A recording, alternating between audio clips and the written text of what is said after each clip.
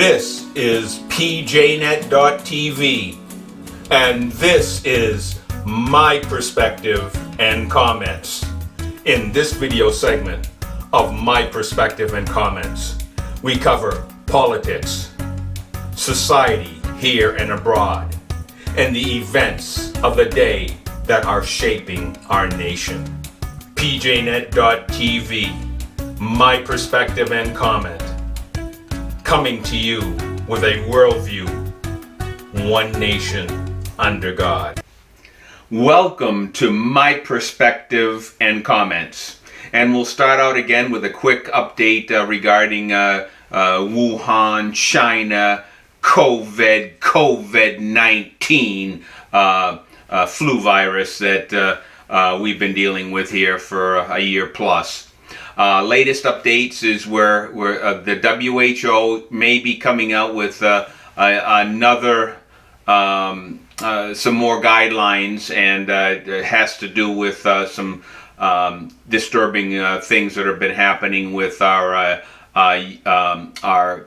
young people and young adults that might be seeing after some vaccines, COVID vaccines, myocarditis and issues surrounding that. So the WHO might be coming out with some guidelines to, as we've been talking about and warning, that the very population that are not seeing issues with COVID are the very ones that they want to throw shots in. And again, it makes no sense in vaccinating our grade school, 12-year-olds and under, and anyone in from there right up on into high school, but they're bound and determined that they want to put this mRNA experimental vaccine in our kids' arms, and it does not make any sense because this population, this demographic, are not drastically at all affected by this issue. But we see the push. But the WHO is seeing study after study that are showing some concerns regarding this area. So we may be seeing an update in that. I believe I mentioned last week that New York has pretty much lifted all its restrictions regarding COVID, and we'll see. And there are pockets, there are areas right now that the governor looks like he's passed the baton on to businesses, and he'll let them do the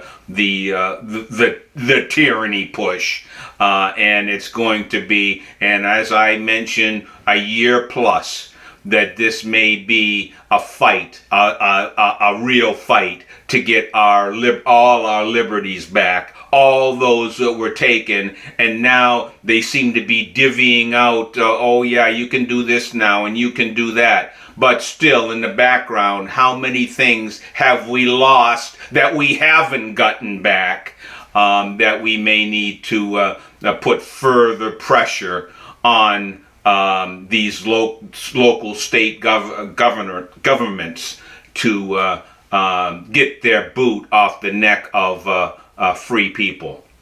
So we'll definitely be watching that and reporting on those areas where there still seems to be tyranny running amok.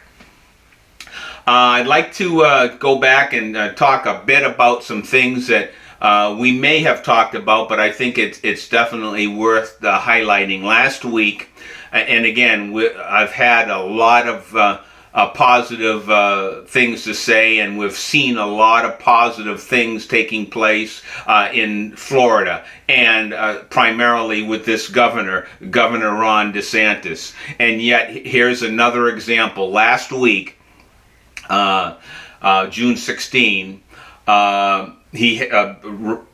Governor Ron DeSantis had a press conference there in Florida, and he had become the first governor to answer the plea for help from fellow Republican governors Doug Ducey of Arizona and Greg Abbott from Texas by authorizing the deployment of law enforcement resources to help to secure that southern border there in their states. So, some kudos there to for more leadership being demonstrated from Ron DeSantis.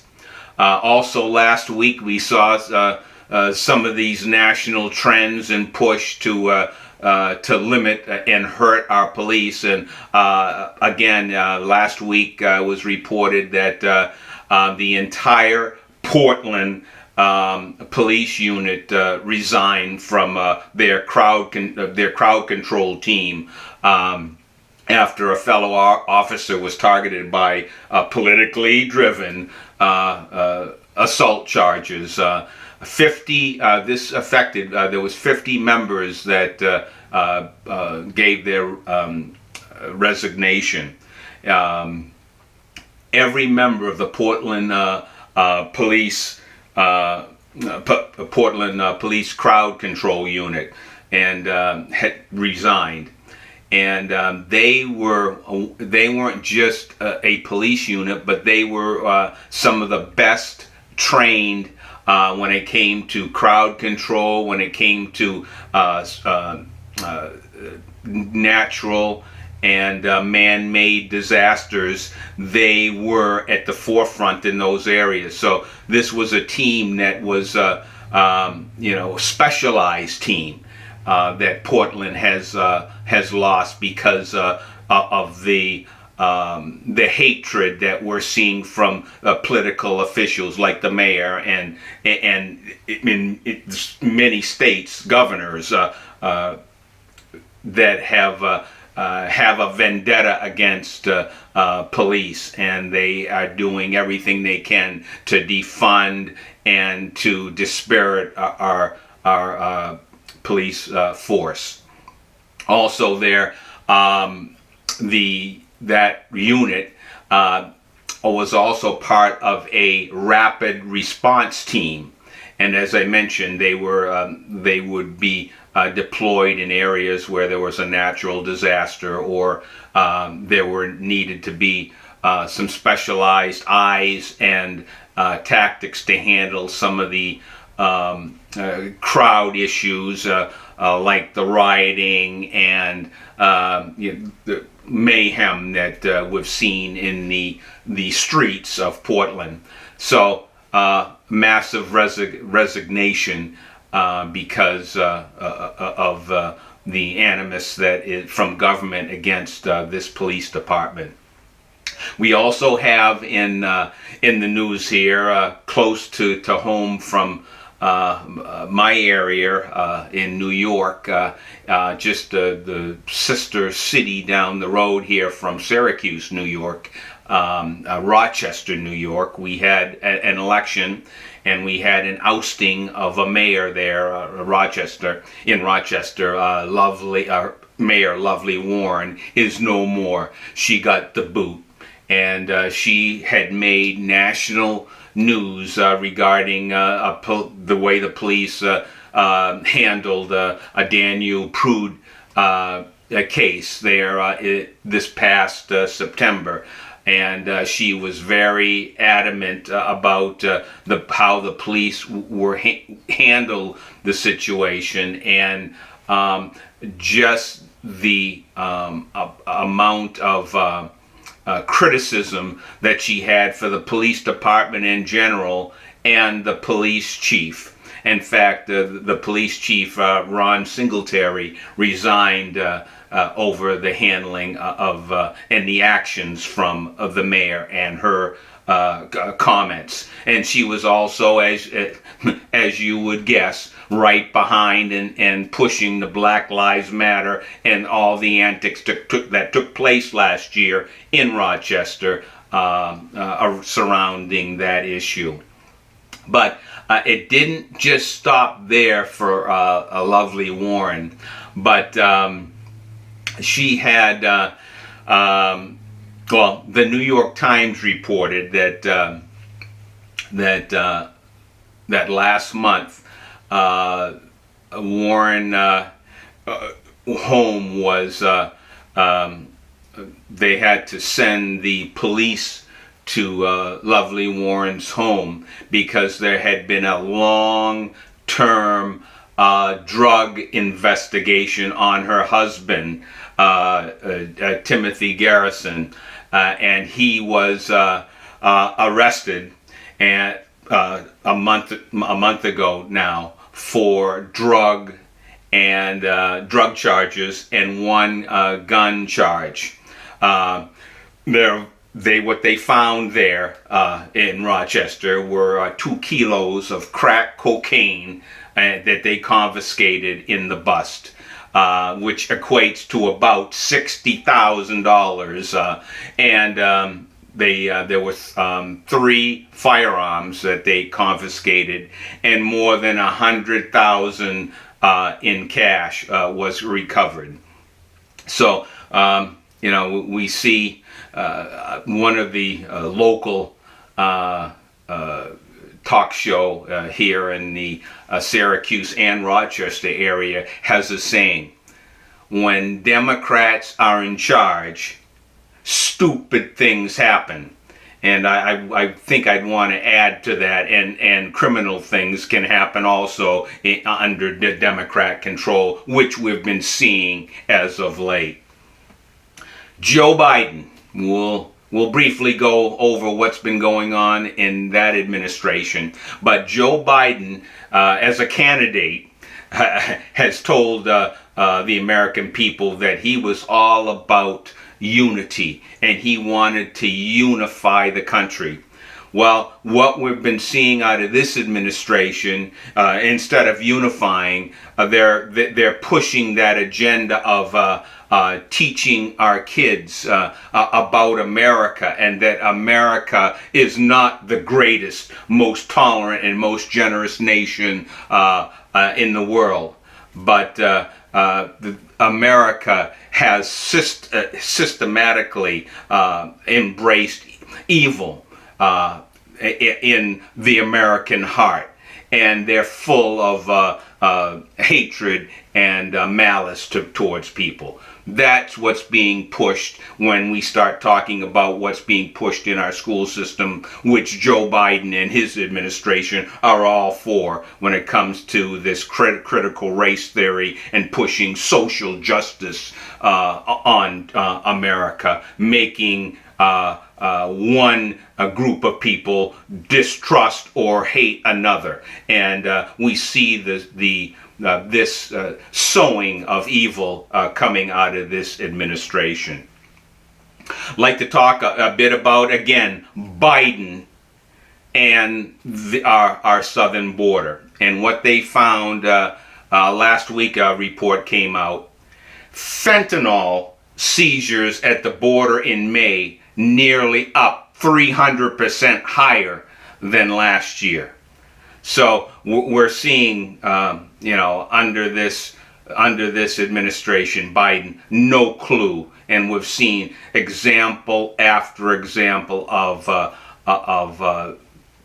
looking the other way, or just the incompetence with what's going on in the southern border, and we see Kamala Harris doing a tap dance and, oh yeah, I'm going to the border, I'm going to the border. It wasn't until President Trump said he was invited by Governor Abbott that there was any movement by Do Nothing Harris and being tapped as the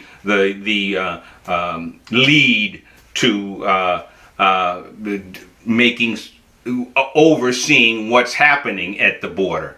So now she's gonna. Now there's a whole change of thought, and now she's motivated because President Trump showed leadership to highlight the fact that there's still an issue, and it's getting worse on our southern border. And as we pointed out, it's taken governors working together, like Ron DeSantis, to send help to these border states. That's where the real leadership is. We're not seeing it in the Biden administration. I'd like to talk again that that concern, with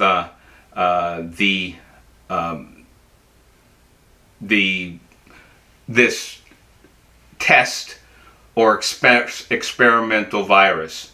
And there's more and more things that are coming out almost daily surrounding it. As I mentioned, there was the pericarditis issue with our young people and young adults. But there is some reports, some concerning things that are coming out with right now, just at the beginning stages, but it needs to be mentioned. And again, with YouTube and Twitter and Facebook and many of these big tech companies, I just want to say out front now that Section 230 needs to be in action when you can't even bring up concerns about medical issues because it doesn't meet their so-called experts or authorized people that they've tapped on the shoulders. These are the people that you can only listen to. But there's studies that are coming out now that this vaccine, COVID vaccine, could actually, we saw heart issues there that we've talked about, but there's also some things that are some distressful things that are being reported and that are coming out now, and we will be keeping our eyes and ears on some of these other studies that are out there that that there may be some concerns regarding the ovaries, and that women that are planning or maybe planning on becoming mothers, that there might be some issues surrounding these vaccines. Saying that there are some concerns. There's studies out there. There's been just like the myocarditis and issues surrounding that and surrounding the technology. Why is this a vaccine that has not been FDA approved? It's experimental. It's the first mRNA used for a flu virus, a virus. And there are things that are coming out that we're seeing, we're finding out, studies are showing some concerns. That's why over the last 7 to 8 months now, we've been hearing the WHO and the CDC making changes on the fly. Why? Because the science has now been showing that the science is catching up to the other scientists that were put on the back burner and said, no, you can't hear from them. Many of those doctors and scientists and experts that have been warning and putting up the caution signals, and what we've been told by big tech and their professionals, their anointed professionals, were they weren't correct. And that's why we're seeing now some backtracking, and big tech are saying, okay, well, this can be said now and that can be said in America. That's why Section 230 needs to be, these big tech companies need to be sued for keeping data and information that could save lives, that would have saved lives, to be shared. And these big tech companies have done a disservice to the American people and to the world. So a lot of things that are still taking place with COVID-19 and the push to get everyone vaccinated.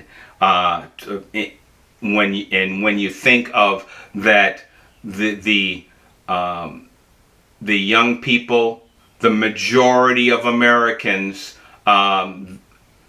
if they were armed and allowed to use what's out there right now, and when it comes to the therapeutics, prophylactics that are out there, just the general health, keeping yourself healthy. There's vitamins, that there are many vitamins out there that which we all should trying to live healthy, to be to have a regiment, to good eating habits, fruits and vegetables, a balanced diet in our as part of our lifestyle, which all contributes to our overall health. But it's almost like there's been a vendetta of anything to do that's outside of wearing a mask or getting a COVID shot, is they don't want to hear about it.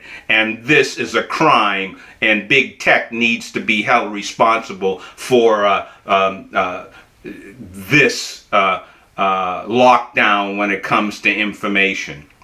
So we'll be keeping an eye on some of the updates and concerns around COVID, because we are still seeing remnants are still being left. Although the lockdowns and many of these restrictions have been lifted, there are still some medical areas that we're seeing that are still out there.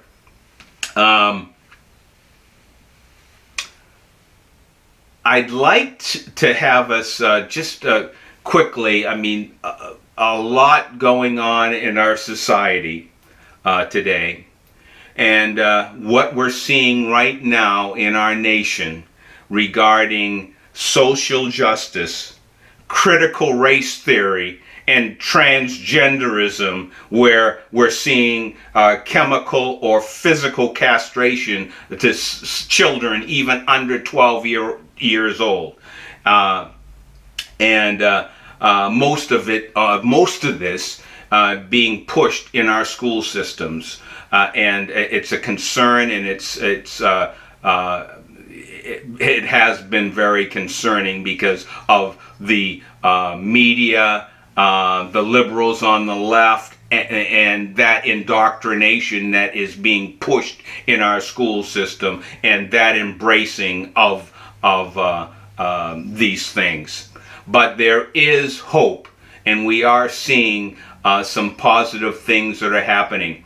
And we have said here on my perspective at PJNET.TV, we've talked about this, and talked about people need to get involved in their local government, in their schools districts, and to find out what's being pushed. And this spring, and we're seeing it weekly, the parents are standing up on their community and getting in the faces of at the meetings, the school board meetings, and standing up, getting on the microphone and demanding some answers to these questions about why are they indoctrinating their kids, and why don't they have a say in this, that they're against it and they don't want to teach hate, which is being promoted here by many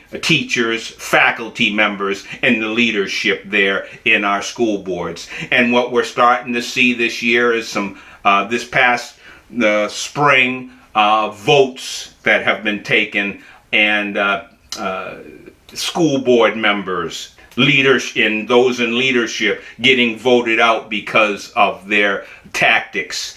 And those tactics have been not letting the parents know what's being taught in their their school district, or to chastise students if they don't toe the social justice critical race theory line, and the students dare to question, hey, isn't this hate, and isn't this reverse racism what you're trying to teach? They get put upon or made a item of display for daring to have a different thought or question the teacher. And parents are finally standing up and saying, no, we're not going along with this, and we don't want this taught in our school system. So a lot of things that are looking up. And again, ordinary people concerned about what's being taught to their kids, standing up and going out to these school board meetings and making a stand and a fuss. And that needs to take place in the local government. People need to stand up and same concern and be vigilant. Pray about this. If you're being called to get involved, you've never been involved in politics, if you're concerned about your family, you're concerned about your community, you're qualified to get out there and run. And it's important, because the changes that we're going to see in this nation at the higher levels, in Congress, in the Senate, can happen right at grassroots. And that's important. Grassroots is where you can, the foundation, the rock bed, to build a strong society. And when you start talking about our education system and the next generation, that's where we need to make sure that our children are learning true foundations. And as we've been seeing, I've mentioned, picking on Ron DeSantis again, but leadership in actually putting teeth behind that rhetoric, like teaching civics and teaching not to hate our country, but to show what has built and made America great, and making that part of the curriculum in our schools. And it's not just Ron DeSantis. He's been out front, though, in many areas. And we're seeing Greg Abbott coming on board in many areas there. And we see some of these red state governors that have been kind of picking up from DeSantis's lead and putting legislation for their states to be a foundation and a rock bed for a leadership and freedom for their residents. What I like to do, though, is, I've been mentioning this local government and getting involved, and it comes down to, the Great Reset. And I want to just highlight and mention Brother Doug Carter, who has been one of those voices that we've seen that has come to us on PJNET.TV and sounded the alarm of what's going on, what we're seeing in our government, what we're seeing around the world, the UN, and what they've been pushing. And he's been right there at the forefront and writing about that. I'd like to also, at this point, there's been another voice that's been that has that national stage for many years now, and he's talked about many and discussed many things of our government. He's been in the news, and if you follow the news or conservative voices, you'll know Glenn Beck, and he's been right up front, been at the forefront when it comes to the Great Reset. And he's been very vocal, critical race theory and social justice. And he also gives us the flavor of how this filtered into our nation. This isn't just something that just popped up, but there's been evil forces that have been trying to infiltrate our nation and bring these evil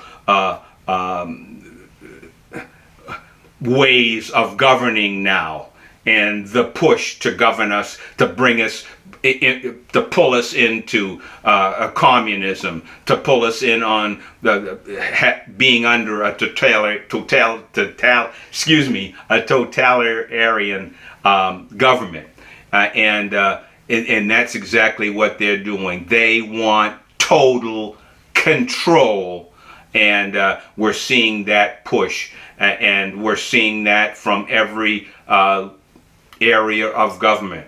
We're seeing it presidency, Congress. We're seeing that in some of these states, and we're seeing it actually in our school systems, which we just talked about, where it seems like these superintendents and many of these teachers are saying, I don't care what the parents say. I'm going to teach what I'm going to teach, and that's it. And that's what that's the attitude, and that's the push, is we know better than the American people, or we know better than the parents of our students. And that's where as freedom-loving Americans are standing up and saying, no, this government, we elect you. School board, we elect you. You work for us, not the other way around. And you're going to listen to us. And we do have a recourse when it comes to these school boards and having who's sitting in those school boards. We can vote them out, and that's what's been taking place over this past year. But what I like to focus on right now, this will be, I'm recommending this, and I will leave a link to the entire video, but I want to give us a good flavor. This will be about a 10-minute broadcast from Glenn Beck, and it's talking about, in essence, the Great Reset, but it's focused on the Great Food Reset and what's been taking place in for our ranchers and for our farmers, and just what's happening to our land and who's getting involved now. I bet you didn't know that Bill Gates was a farmer, or he had secret ambitions to be a farmer or maybe a rancher. But it sure looks like it if you watch what he's buying up lately in our nation. So Glenn talks about this. And just to touch one other thing, when we talked about local government, and you will hear this, or if you watch the entire program that Glenn lays out, and I mentioned this with local government and people getting involved locally, but it's important right now for us to keep in mind too that we have farmers, we have ranchers, we have people that are bringing that product to our tables, but are they getting compensated? Are they getting rewarded for all their sacrifice and hard work and dedication? Family farms are under stress right now, and what Glenn points out is that there is a group that brings that our food supply to us, the processors, and they're doing quite well. But those that raise the produce aren't doing as well, and there's a disparity there, and Glenn talks about that. And there's only 4 or 5 food processors in our nation, and they're going woke. And we're starting to see, and you will hear in this program about now critical race theory enters its ugly head to our farmers. Like, if you want to get subsidies under this government, you have to. Who gets put at the top of the line? It's not a farmer who's been struggling, who's trying to make ends meet. He has to be the right color. So we're seeing the white farmers are being excluded, and it's only other farmers, non-white farmers. So we see here again the race being used to hurt our farmers. You know, instead of all inclusion, this is the evil. What's taking place in our nation in the left is everybody's broken down into classes, and one class has a higher evaluation than another. Instead of inclusion, we're all Americans. We're all contributing to our nation. But that's not what you hear from the left. They want to break us down and to separate us and to pit one people against another. And it's wrong and it's evil. And so I'd like to have us take a look at this. One more note. Glenn will be talking about, you know, when we talk about getting local, you know, we can buy locally. We can go right to the source. And, you know, I happen to know a rancher, and haven't talked about him yet, but I know he loves the animals he's raising, and he uses and cares for those animals responsibly. And I don't know exactly his excess, but you know, when we talk about maybe buying local, it might be good to give our local rancher a call, if you know what I mean, JD. But again, start looking local. When we have the farmers markets in the summertime, avail yourself to buy products from our local providers and our farmers there, to give them the business and to support them. Now, one website too that I'll mention now, and Glenn in his program also mentions, it's usabeef.org, https://usabeef.org, and that's a website that you can put in the state where you live, and it will show you and give you a list and names of say meat producers that you can pick up at their location, or they do have local deliveries. So, you know, we need to really start with the government putting the boot on the American people, and also hurting our ranchers and our farmers, and an all-out assault we're seeing take place. We need to make sure that we support those that support us. And when again, this. And you will see this in the Beck program, should you watch it. It talks about national security, and if our food system is put in jeopardy, that is a national security concern. So here we're going to take a look at the Great Reset, or the Great Food Reset. Take a look at this.